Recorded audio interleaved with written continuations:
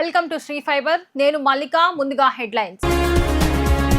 ఆత్మకూరు గ్రామానికి చెందిన పలు ఎస్సీ కుటుంబాలతో ముఖ్యమంత్రి చంద్రబాబు భేటీ. వైసీపీ బాధిత కుటుంబాలను పార్టీ తరపున ఆదుకుంటామని భరోసా. మంగళగిరిలో 100 పడకల ఆసుపత్రికి భూమి పూజ చేసిన లోకేష్. మంగళగిరిలో జోరుగా అభివృద్ధి సంక్షేమ కార్యక్రమాలు.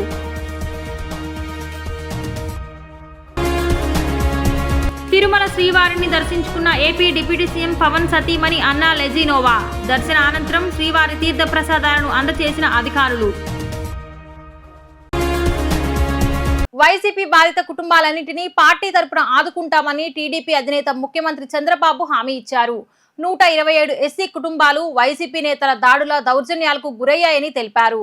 ప్రాణాలు కాపాడుకోవటానికి పుట్టిన ఊరు వదిలి 5 ఏళ్ల పాటు వేరే గ్రామాల్లో తలదాచుకున్నామని వారు సీఎం దృష్టికి తీసుకెళ్లారు. జగన్ ప్రభుత్వంలో వైసీపీ నేతల దాష్టికాలకు గురైన పల్నాడు జిల్లా ఆత్మకూరు గ్రామానికి చెందిన పలు ఎస్సీ కుటుంబాలు మాచర్ల ఎమ్మెల్యే జూలకంటి బ్రహ్మారెడ్డి ఆధ్వర్యంలో ఉండవల్లి నివాసంలో సీఎంను కలిశారు. ఆ 5 ఏళ్లలో తమ కష్టాలను వారు వివరించారు.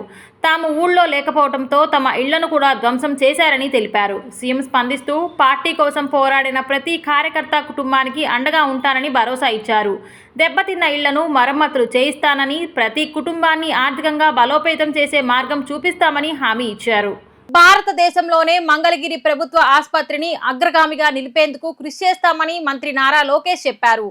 గత ఎన్నికల సమయంలో మంగళగిరి వాసులకు అత్యాధునిక ఆసుపత్రి నిర్మిస్తామని హామీ ఇచ్చారని, దానిని నెరవేర్చబోతున్నందుకు సంతోషంగా ఉందని మంత్రి చెప్పారు. ఎన్నికల సమయంలో ఇచ్చిన హామీ మేరకు మంగళగిరి ప్రజలకు చిరకాల స్వప్నమైన 100 పడకల ఆసుపత్రికి మంత్రి లోకేష్ భూమి పూజ చేశారు.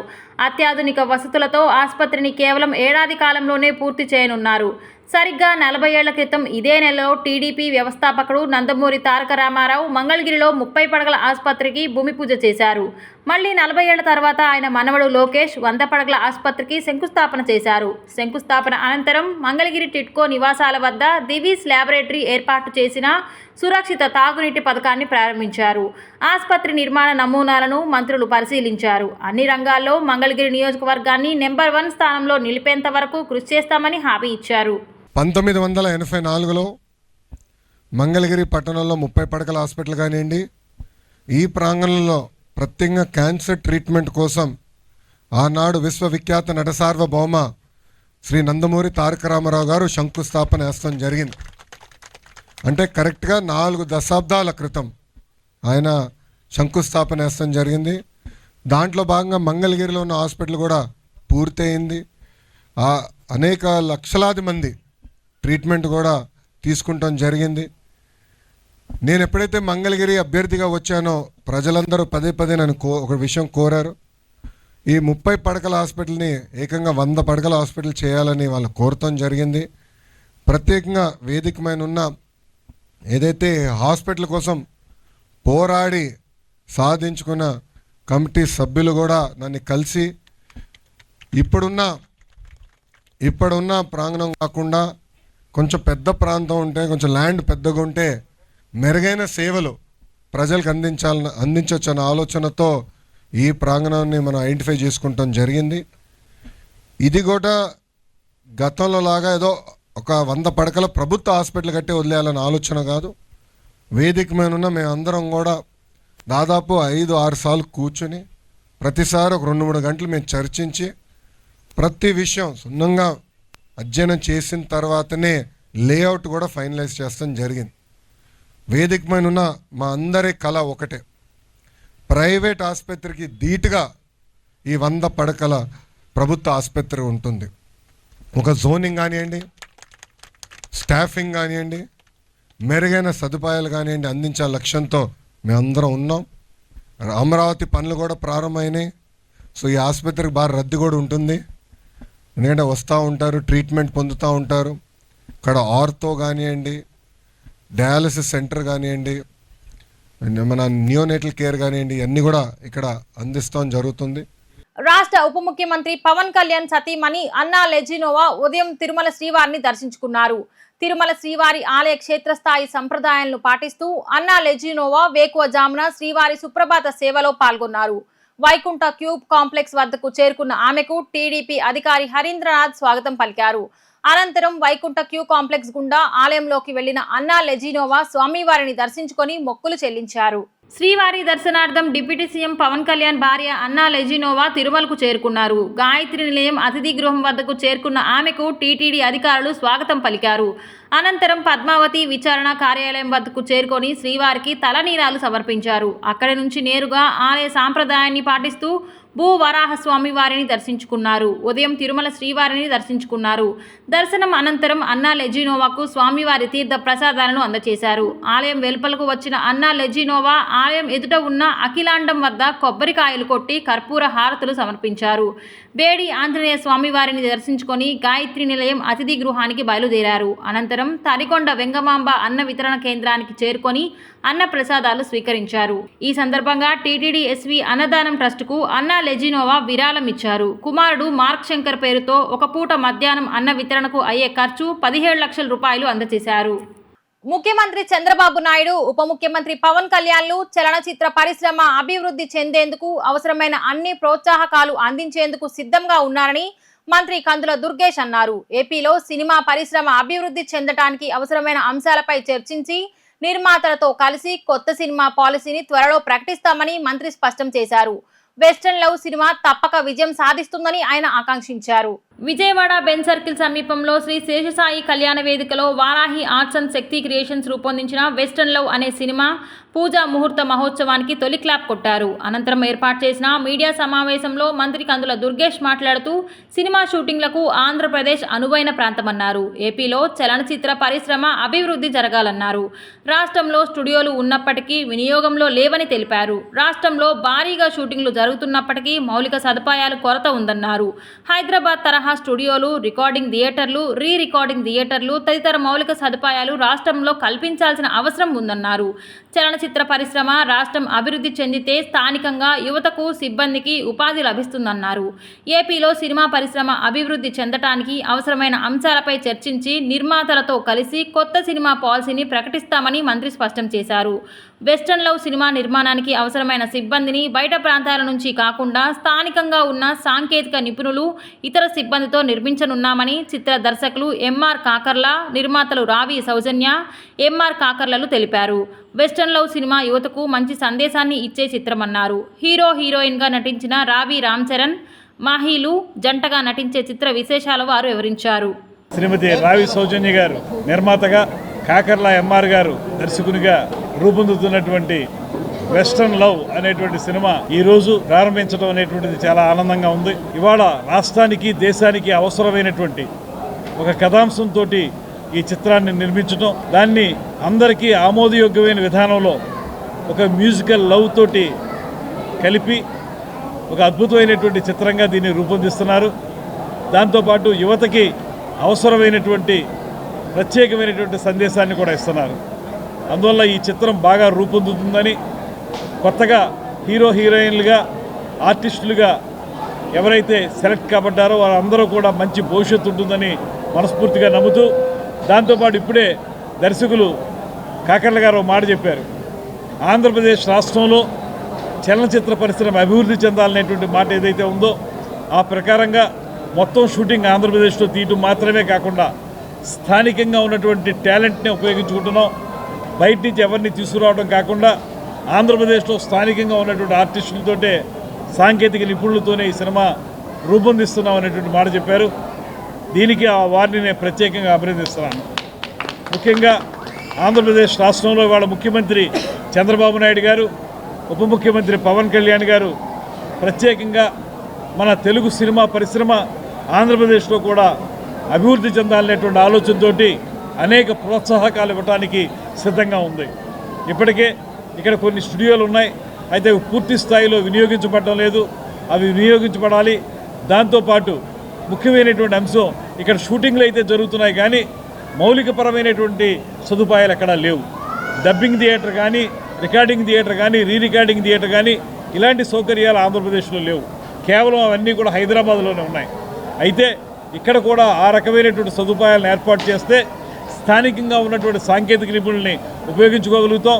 స్థానికంగా ఉండేటువంటి అద్భుతమైన లొకేషన్స్ని ఉపయోగించుకోగలుగుతాం. తద్వారా ఒక మంచి చిత్రాన్ని ఆంధ్రప్రదేశ్లో తీయగలుగుతాం అనేటువంటి మాట కూడా నమ్ముతున్నాం. అదేవిధంగా ఇవాళ నిర్మాతలతో కలిసి ఒక సమావేశం ఏర్పాటు చేస్తూ ఉన్నాం. ముఖ్యమంత్రి గారు అనుమతి ఇచ్చారు, ఉప ముఖ్యమంత్రి గారు కూడా దాన్ని ఆమోదించారు. నిర్మాతలు మేము కలిసి కొత్త సినిమా పాలసీని ఆంధ్రప్రదేశ్ రాష్ట్రంలో సినిమా పరిశ్రమ అభివృద్ధి చెందడానికి ఏ రకమైన పాలసీ ఉండాలనేటువంటి దాని మీద కూడా ఒక ఎక్సర్సైజ్ చేస్తున్నాం. త్వరలోనే ఆ పాలసీని కూడా తీసుకొచ్చి ఆంధ్రప్రదేశ్ రాష్ట్రంలో కూడా సినిమా పరిశ్రమ అభివృద్ధి చెందడానికి కృషి చేస్తామనేటువంటి మాటని ఈ సందర్భంగా తెలియజేస్తూ, ముఖ్యంగా ఈ సినిమా ప్రొడ్యూస్ చేయడానికి ముఖ్య కారణం పవన్ కళ్యాణ్ గారు ఏదైతే గేమ్ చేంజర్ ప్రీ రిలీజ్ ఈవెంట్లో ఉన్న మాట ఆంధ్రప్రదేశ్లో సినిమాలు తీయండి అనే మాటని స్ఫూర్తిగా తీసుకొని బాధ్యత గల జన సైనికురాలుగా అలానే ఈ రాష్ట్ర పౌరాలుగా బాధ్యత గల రాష్ట్ర పౌరాలుగా కూడా ఈ నిర్ణయం తీసుకోవడానికి ముఖ్య కారణం ఏంటంటే సినీ ఇండస్ట్రీ ఆంధ్రప్రదేశ్లో డెవలప్ అవ్వాలి. ముఖ్యంగా పవన్ కళ్యాణ్ గారిని నియమించినటువంటి మా మినిస్టర్ గారు, మా సినిమాటోగ్రఫీ మినిస్టర్ గారు సమక్షంలోనే ఆయన ఉండగానే మొత్తం సినీ ఇండస్ట్రీ కూడా మెడ్రాస్ నుంచి హైదరాబాద్ ఎలా వచ్చిందో హైదరాబాద్ నుంచి ఆంధ్రప్రదేశ్ కూడా అలాగే రావాలని, దీంట్లో కొంతమంది కొంత అంటే హైదరాబాద్ వాతావరణానికి ఏపీ వాతావరణం తేడా ఉందని, కానీ చెన్నై వాతావరణంతో కంపేర్ చేస్తే ఏపీ వాతావరణం చాలా బాగుంటుంది. కాబట్టి నేను చేసే ఈ ప్రయత్నం ఒక ఇసుక రేణు లాంటిది. కాబట్టి ఈ ప్రయత్నాన్ని ప్రతి ఒక్కరు ఆశీర్వదించి ఇక్కడి నుంచి హైదరాబాద్ వెళ్ళి అక్కడ సినిమాలు తీసి అక్కడ నిర్మాతలుగా మారి అక్కడ సెటిల్ అయ్యి మళ్ళీ ఏదైనా ఇబ్బందులు వస్తే మీరు అక్కడ వాళ్ళు కూడా అనే మాట అనే కన్నా కూడా నిర్మాతలందరూ కూడా ఏదైతే పెట్టుబడి పెట్టదలుచుకున్నారో అది ఏపీలోనే పెడితే, ఎందుకంటే నేను గత 2-3 నెలలుగా దీని మీద వర్క్ చేస్తున్నప్పుడు ఎంతమందికి ఉపాధి కల్పించడం అనేది నాకు అర్థమైంది. ఎందుకు ఈ ప్రోగ్రామ్ చేయడానికి చాలా మందికి మేము ఉపాధి కల్పించాం. ఈ ప్రోగ్రామ్ ఖర్చు అయిందంతా కూడా ఏపీలో ఉన్న వ్యక్తులే వాళ్ళు ఉపాధిగా వాళ్ళు భావిస్తా ఉన్నారు. అంటే ఒక సినీ ఇండస్ట్రీ కనుక ఏపీలో అడుగు పెడితే ఎంతమందికి ఉపాధి కలుగుతుంది అంటే మనం ఏదైతే భవిష్యత్తులో మనం 2047 అనుకుంటున్నామో దానికి అనుగుణంగా కూడా ఈ సినీ రంగం కూడా చాలా అత్యధికంగా ఉపయోగపడుతుందని చెప్పని భావిస్తున్నాము. ఈ సినీ రంగాన్ని దుర్గేష్ గారి సమక్షంలోనే దుర్గేష్ గారి అధ్యక్షతన ఒక ప్రణాళిక సిద్ధం చేసి, ఎందుకంటే ముఖ్యంగా నేను చాలా ఆనందంగా చెప్తున్నా, ఆయన ఎంతో బిజీ టైము మేము వెళ్ళి ఇలా తీస్తున్నాము అనగానే ఆయన బాధ్యతగా ఆ మినిస్టర్ శాఖ అయినప్పటికీ కూడా పెద్దగా మినిస్టర్లు ఏ రకంగా గతంలో పనిచేస్తారో మన అందరికీ తెలిసిన విషయం. కనీసం శాఖల్లో ఏ శాఖ ఏంటి అనేది కూడా తెలియని పరిస్థితుల్లో దుర్గేష్ గారు అసలు వెళ్ళి చెప్పంగానే ఎంత ప్రోత్సాహం ఇచ్చారంటే, ఎస్ మీరు చేయాలమ్మా చేయాలి, మనం ఇలా ముందుకెళ్తేనే మనం బలంగా గవర్నమెంట్ని కూడా బలపరచగలం, ప్లస్ ఇండస్ట్రీని కూడా ఇక్కడ బలపరుస్తామని చెప్పని మాకు ప్రోత్సాహం ఇవ్వడం మీరు గమనించవచ్చు. గంటన్నర పైన అయింది, అయినా కూడా ఎక్కడ ఇబ్బంది పడకుండా ఎంత బిజీ షెడ్యూల్లో ఉన్నా కూడా మా కోసం ఇంత టైం కేటాయించిన దుర్గేష్ గారు మీకు ధన్యవాదాలండి. స్వామినాయుడు గారికి ఇంకా అందరూ పెద్దలందరికీ చాలా థ్యాంక్స్ అండి. మీ వాల్యుబుల్ టైంని మా కోసం కేటాయించి వచ్చినందుకు. ఈ మూవీలో నా క్యారెక్టర్కి చాలా షేడ్స్ ఉంటాయండి. సో 3-4 షేడ్స్ ఉంటాయి. సో స్టోరీ విని కథ అంతా నచ్చిన తర్వాతే సెలెక్ట్ చేసుకున్నామండి. సో ఇలాంటి స్టోరీ యూత్కి బాగా కావాల్సిన స్టోరీ మొత్తం డ్రగ్స్ మీద, వెస్ట్రన్ కల్చర్ మీద, ఎలా చెడిపోతున్నారు యువత అంతా దాని మీద ఉంటుంది. సో అందరికీ నచ్చుదని కోరుకుంటున్నాము. సో అందరూ దయచేసి మా సినిమాని సపోర్ట్ చేయండి. థ్యాంక్ యూ అండి. 35 సంవత్సరాల గుడ్విల్ ఏజెన్సీస్ వార్షికోత్సవం విజయవాడలో జరగటం, తాను పాల్గొనడం చాలా సంతోషంగా ఉందని సినీ నటి జయప్రద అన్నారు. అందరూ ఫుడ్స్ అండ్ బేవరేజ్ కంపెనీని ఆదరించాలని ఆమె కోరారు. గుడ్విల్ ఏజెన్సీస్ సంస్థ 35వ వార్షికోత్సవ వేడుకలు నగరంలో ఘనంగా జరిగాయి. నగరంలోని వెన్యూ కన్వెన్షన్ సెంటర్లో జరిగిన ఈ కార్యక్రమంలో ప్రముఖ సినీ నటి జయప్రద ముఖ్య అతిథిగా విచ్చేశారు. నటుడు ప్రసన్న కుమార్, కొరియోగ్రాఫర్లు సందీప్, జ్యోతి సందీప్, సంస్థ నిర్వాహకులు మస్తాన్, బాషా, సతీష్తో కలిసి జయప్రద జ్యోతి ప్రజ్వలన చేశారు. అనంతరం గుడ్విల్ ఫుడ్స్ అండ్ బేవరేజెస్ లోగోను ఆవిష్కరించారు. గోల్డెన్ డ్రాప్స్ ప్రోడక్ట్ను ప్రారంభించారు. ఈ సందర్భంగా సినీ నటి జయప్రద మాట్లాడుతూ 35 సంవత్సరాల గుడ్విల్ ఏజెన్సీస్ వార్షికోత్సవం విజయవాడలో జరగటం, తాను పాల్గొనడం చాలా సంతోషంగా ఉందన్నారు. ఈ సందర్భంగా నిర్వాహకులు మస్తాన్, బాషా, సతీష్కు కృతజ్ఞతలు తెలిపారు. అందరం ఫుడ్స్ అండ్ బేవరేజెస్ కంపెనీలను ఆదరించాలని కోరారు. గోల్డెన్ డ్రాప్స్ పేరుతో వాటర్ను విడుదల చేశారని చెప్పారు. ప్రస్తుతం ఎక్కడ చూసినా కాలుష్యం ఉందని, ఏ నీటిని తాగాలనే సందేహం కూడా ఉందన్నారు. సేవాభావంతో ప్రజలకు అందించేందుకు గోల్డెన్ డ్రాప్స్ను తీసుకొచ్చారని అన్నారు. మన విజయవాడలో ఒక గొప్ప కార్యక్రమం జరిగింది. నాకు చాలా హ్యాపీగా ఉంది. And 35 years celebration of golden drops ఈరోజు ఇనాగ్రేషన్ అయింది company. And the 35 years of goodwill agencies foods and బెవరేజెస్కి సెలబ్రేషన్ జరుగుతూ ఉండడం, ఇది నా చేతుల మీదుగా ఈరోజు ఇనాగ్రేషన్ జరగడం చాలా హ్యాపీగా ఉంది. నేను మస్తాన్ గారికి ధన్యవాదాలు తెలియజేస్తున్నాను. అలాగే బాషా గారికి, సతీష్కి, నా చిన్ననాటి స్నేహితులు సతీష్, అలాగే నాకు ఆత్మీయులు భాషా గారు, వీరు ఈరోజు నన్ను విజయవాడలో సెలబ్రేట్ చేయడం అనేది నాకు చాలా ఆనందంగా ఉంది. సో నేను ఇక్కడ ఉన్నటువంటి అందరినీ కూడా నేను వెల్కమ్ చేస్తూ స్వాగతం పలుకుతూ ఈరోజు మనం స్టార్ట్ చేసినటువంటి ఈ యొక్క ఫుడ్స్ అండ్ బెవరేజెస్ ఈ యొక్క కంపెనీ మీరందరూ కూడా ఆదరించాలని, సక్సెస్ఫుల్ చేయాలని మనస్ఫూర్తిగా వాటర్ది కూడా ఈ యొక్క ఫుడ్ అండ్ బెవరేజెస్లో వస్తుంది కాబట్టి గోల్డెన్ డ్రాప్స్ అనే పేరుతోటి వాటర్ని కూడా రిలీజ్ చేస్తున్నారు. ప్రతి జీవికి కూడా గాలి ఎంత అవసరమో నీరు కూడా అంతే అవసరం కాబట్టి ఒక మంచి ఇప్పుడున్నటువంటి పొల్యూషన్లో మనం ఏ వాటర్ తాగాలి అనేటువంటి కన్ఫ్యూజన్లో ఉంటాము. ఎన్నో కంపెనీలు వస్తూ ఉంటాయి, ఎన్నో కంపెనీలు మార్కెటింగ్ చేస్తుంటారు. కానీ ఒక విశ్వాసంతో మనమంటూ గోల్డెన్ డ్రాప్స్ని ఈ యొక్క ప్రజలకు అందించడం కోసం ఏ సేవాభావంతో ఇస్తున్నారు కాబట్టి నేను మన ఈ యొక్క good will agency at the same time food and beverages కంపెనీకు నేను ధన్యవాదాలు తెలియజేస్తున్నాను. నేను ప్రజలందరినీ కోరుకుంటున్నాను, మీ ఆశీర్వాదం ఎప్పుడూ ఉండాలని. Thank you so much. ఈ good will foods and beverages ఇనాగ్రేషన్కి పిలిచినందుకు నాకు చాలా హ్యాపీగా ఉంది. మేడం 2 బ్రాండ్స్ లాంచ్ చేయబోతున్నారు, గోల్డెన్ డ్రాప్స్ అండ్ బెరిలియన్ సోడా అని. ఈ 2 కూడా మేడం చేతుల మీదుగా లాంచ్ చేస్తున్నాము. మాకు మంచి మార్కెటింగ్ నెట్వర్క్ ఉంది. మంచి క్వాలిటీతో ఈ ప్రొడక్ట్స్ అన్ని లాంచ్ చేయాలని మేము అందరినీ ఈ ఈవెంట్కి పిలిచాము. ఈ ఈవెంట్ గ్రాండ్ సక్సెస్ అయింది. అన్నం పరబ్రహ్మ స్వరూపమని ప్రభుత్వ విప్ సెంట్రల్ శాసనసభ్యులు బోండా ఉమామహేశ్వరరావు అన్నారు. శ్రీరామనవమి ఉత్సవాలు వాడవాడలా ఘనంగా నిర్వహించడమే కాక అన్నదాన కార్యక్రమాలు సైతం నిర్వహించుకోవటం అభినందనీయమన్నారు. 62వ డివిజన్ ఎల్బీఎస్ నగర్లో శ్రీ పట్టాభిరామాలయం వద్ద శ్రీరామనవమి మహోత్సవాలను పురస్కరించుకొని డివిజన్ టీడీపీ ఇన్ఛార్జ్ పైడి సీను, మాజీ కార్పొరేటర్ పైడి తులసి ఆధ్వర్యంలో 5,000 మందికి అన్న ప్రసాద వితరణ కార్యక్రమాన్ని నిర్వహించారు. ఈ కార్యక్రమంలో ముఖ్య అతిథిగా పాల్గొన్న బోండా ఉమామహేశ్వరరావు శ్రీరామచంద్రుని దర్శించుకొని అన్న ప్రసాద వితరణ కార్యక్రమాన్ని ప్రారంభించారు.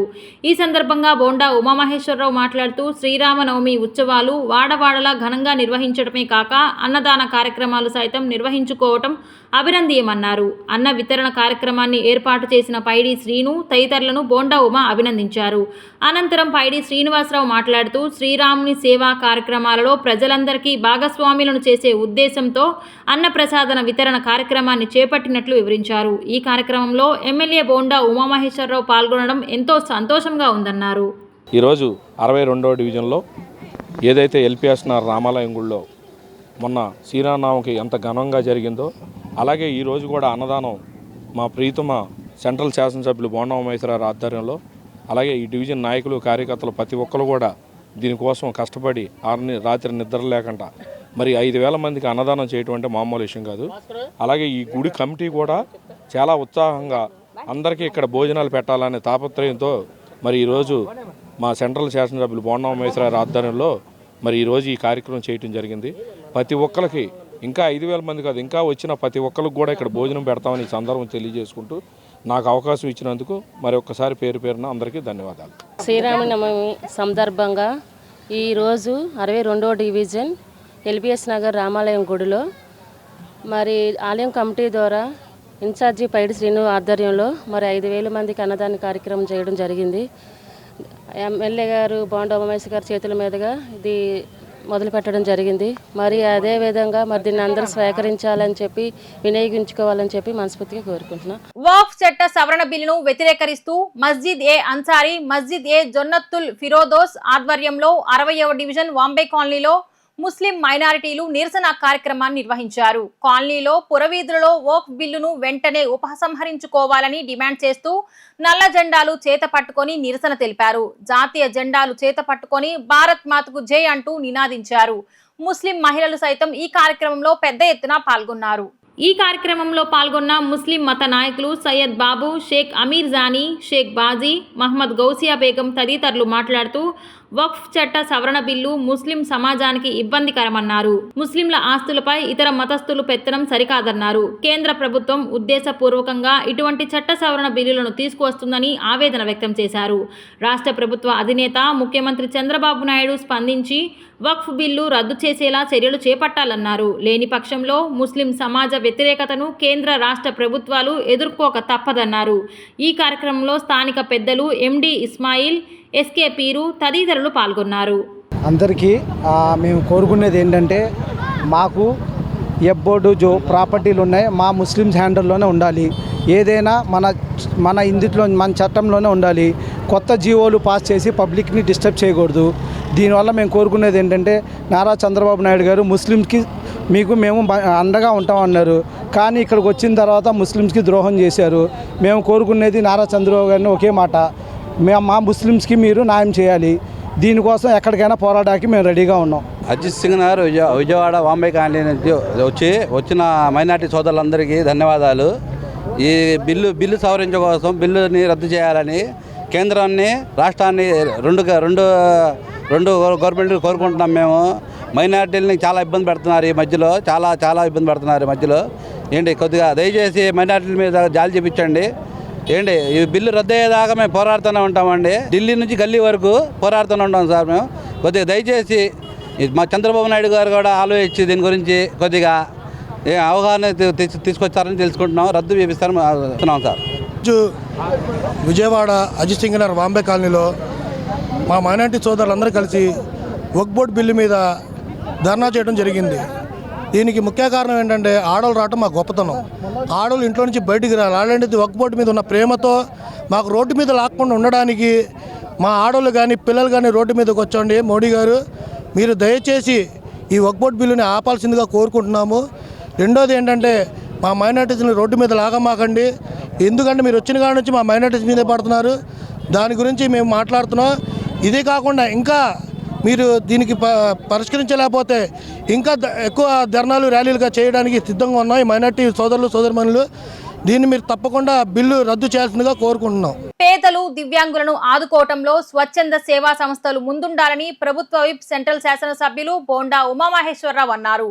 దివ్యాంగులు ఆత్మవిశ్వాసంతో ముందడుగు వేయాలని, వీరికి ప్రభుత్వ సహకారంతో పాటుగా స్వచ్ఛంద సేవా సంస్థల సహకారం ఉంటుందన్నారు. భారత్ వికాస్ పరిషత్ విజయవాడ సెంట్రల్ యూనిట్ల ఆధ్వర్యంలో దివ్యాంగులకు కృత్రిమ కాళ్లు, ట్రై సైకిళ్లు, వీల్ చైర్ల పంపిణీ కార్యక్రమం రాజీవ్ నగర్ ఉడా కాలనీలో భారత వికాస్ ఫౌండేషన్ కార్యాలయంలో నిర్వహించారు. ఈ కార్యక్రమంలో ముఖ్య అతిథిగా పాల్గొన్న బోండా ఉమామహేశ్వరరావు సుమారు 90 మంది దివ్యాంగులకు ఆర్టిఫిషియల్ లిమ్స్, 3 చక్రాల సైకిళ్లు, వీల్ చైర్లను ఉచితంగా అందజేశారు. ఈ సందర్భంగా ఎమ్మెల్యే బోండా ఉమామహేశ్వరరావు మాట్లాడుతూ దివ్యాంగుల సంక్షేమానికి రాష్ట్ర ప్రభుత్వం పెద్దపీట వేస్తోందన్నారు. దేశంలో ఎక్కడా లేని విధంగా దివ్యాంగులకు ప్రతి నెల పింఛన్ 6,000 రూపాయలు అందిస్తున్న ఘనత టీడీపీ ప్రభుత్వానిదన్నారు. అర్హులైన దివ్యాంగులకు ఎవరికైనా పింఛన్ అందకపోతే నేరుగా తనను సంప్రదించాలని సూచించారు. దివ్యాంగులు ఆత్మవిశ్వాసంతో ముందడుగు వేయాలని, వీరికి ప్రభుత్వ సహకారంతో పాటుగా స్వచ్ఛంద సేవా సంస్థల సహకారం ఉంటుందన్నారు. దివ్యాంగులకు లక్షల రూపాయలు విలువైన కృత్రిమ అవయవాలు అందజేసేందుకు ముందుకు వచ్చిన భారత వికాస్ పరిషత్ ప్రతినిధులను బోండా ఉమా అభినందించారు. అనంతరం కార్యక్రమ కన్వీనర్ ఎంవీఎస్ ఎన్వి ప్రసాద్ మాట్లాడుతూ సుమారు 5 లక్షల రూపాయల విలువైన దివ్యాంగులకు ఉపయోగపడే ఉపకరణాలను ఉచితంగా అందజేస్తున్నట్లు వివరించారు. Programme chairman Vankadara Vasudevarao, vice chairman Mahendra Jain, Kishore P Jain తదితరులు పాల్గొన్నారు. భారత్ వికాస్ పరిషత్ ఆధ్వర్యంలో ఈరోజు సెంట్రల్ నియోజకవర్గం 63వ డివిజన్లోని రాజీవ్ నగర్లో వాళ్ళ కార్యాలయంలో దివ్యాంగ సోదరులకి ఆర్టిఫిషియల్ లెగ్స్, అలాగే హ్యాండ్స్, అలాగే ట్రైసైకిల్స్, వీల్ చైర్లు అన్నీ కూడా ఇవ్వటం జరిగింది. గతం నుంచి కూడా ఈ సంస్థ అనేక సేవా కార్యక్రమాలు ఈ కార్యాలయం బేస్ చేసుకొని చేస్తూ ఉన్నారు. ఈ ప్రాంతంలోని పేదవాళ్ళకి ఈ కార్యాలయం భారత్ వికాస్ పరిషత్ సంస్థ నిత్యం సేవలు అందిస్తూ ఉంది. హృదయపూర్వకంగా వారిని అభినందిస్తూ ఉన్నారు. ఇవాళ దివ్యాంగ సోదరులకి ప్రభుత్వ పరంగా 3,000 రూపాయలు ఉండే పింఛన్ని 6,000 రూపాయలు చేశాం. 6,000 రూపాయలు కూడా ఉదయాన్నే ఇంటికి వెళ్ళి ఇస్తూ ఉన్నాం. అంతేకాకుండా ట్రై సైకిల్స్ ఏదైతే ఫెడలింగ్ చేసి తిప్పుకొని నడుపుకోవాల్సి వచ్చే సైకిల్స్ని ఇవాళ ఎలక్ట్రానిక్ ఛార్జింగ్ ట్రై సైకిల్స్ని ఇస్తున్నాం. దానివల్ల దివ్యాంగ సోదరులకి మరి నడపలేని వారికి కూడా చాలా ఈజీగా దాన్ని ఛార్జింగ్ పెట్టుకొని యాక్సిలేటరు బ్యాటరీ ఛార్జింగ్తో నడిచే సైకిల్స్ వచ్చినాయి. దానికి కూడా చాలా ఉపయోగంగా ఉంటుంది. అలాగా ప్రభుత్వ పరంగా అన్ని రకాలుగా దివ్యాంగులకి అండగా ఉంటూ ఉన్నాం, పేదవారికి అండగా ఉంటూ ఉన్నాం. ఇలాంటి సంస్థలు కూడా పేదవారికి దివ్యాంగులకి సేవలు చేస్తూ ఉన్నాయి. హృదయపూర్వకంగా అభినందిస్తూ ఉన్నా. ఈరోజు 63వ డివిజన్లో మా స్థానిక కార్పొరేటర్ సోదరి మా మోదుగుల తిరుపతమ్మ కానీ, డివిజన్ పార్టీ అధ్యక్షుడు వైకుంఠం కొండ, ఇన్ఛార్జి కోలాసీను, అలాగే మా సోదరి లబ్బా దుర్గా, వీళ్ళందరూ కూడా హాజరైన ఈ కార్యక్రమం అద్భుతంగా జరిగింది. అందరికి కూడా అభినందనలు తెలియజేస్తాం. Central branch, main branch and central branch తరఫున ఈ కార్యక్రమాన్ని నిర్వహించడం జరిగింది. ప్రతి సంవత్సరం కూడా భారత వికాస్ పరిషత్ ఈ దివ్యాంగుల క్యాంపు నిర్వహిస్తుంది. ఇవాళ దానికి గుంటూరు జిల్లా నుంచి, మన గోదావరి జిల్లా నుంచి, అలాగే అనంతపురం నుంచి కూడా చాలా 5-6 జిల్లాల నుంచి కూడా ఈ ఆర్టిఫిషియల్ లింబ్స్ కోసం వచ్చారు. అంటే వాళ్ళకి అక్కడ దొరక్క కాదు, మనం ఇచ్చే క్వాలిటీ వల్ల మనం ప్రతి సంవత్సరం అది లబ్ధి చేకూరుస్తుంటాం. అలాగే ట్రై సైకిల్స్, వీల్ చైర్స్ అన్నీ కూడా మొత్తం 85 మందికి భారత వికాస్ పరిషత్ 2 శాఖలచే ఇవ్వడం జరిగిందండి. బులెటిన్ ముగించే ముందు ముఖ్యాంశాలు మరొకసారి. ఆత్మకూరు గ్రామానికి చెందిన పలు ఎస్సీ కుటుంబాలతో ముఖ్యమంత్రి చంద్రబాబు భేటీ. వైసీపీ బాధిత కుటుంబాలను పార్టీ తరపున ఆదుకుంటామని భరోసా. మంగళగిరిలో 100 పడకల ఆసుపత్రికి భూమి పూజ చేసిన లోకేష్. మంగళగిరిలో జోరుగా అభివృద్ధి సంక్షేమ కార్యక్రమాలు.